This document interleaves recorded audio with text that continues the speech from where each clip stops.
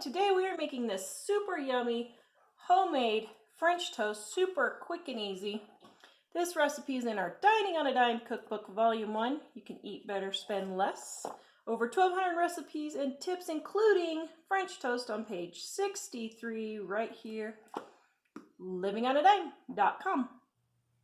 So what you're going to do is you're going to put a little bit of cooking oil. You can just use regular vegetable oil. I just put it in an old oil spray bottle that I have. Spritz it in there. You don't want to use butter because butter will burn. So you want to use something like bacon grease is really good, or vegetable oil. Don't use olive oil. It will give a strange taste, but you just want plain vegetable, sunflower oil, that kind of thing. Then what you're going to do is you're going to make your French toast batter. You're going to take your egg or eggs, depending on how big your batch is. Whip up your egg, just like so. Then you're going to take your milk. And you're going to add your cinnamon and your sugar if you want separately, or if you have cinnamon, sugar already mixed up. And then vanilla.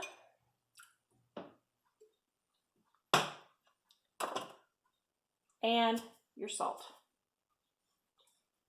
Then you're going to mix that all up so the egg is all thoroughly mixed. That's it. Now for your bread. This works best with something like Texas toast or French bread.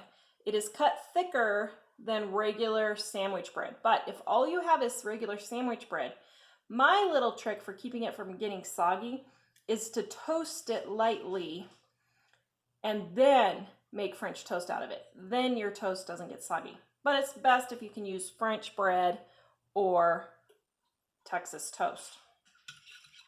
Then you want to dip it in your batter and don't let it soak.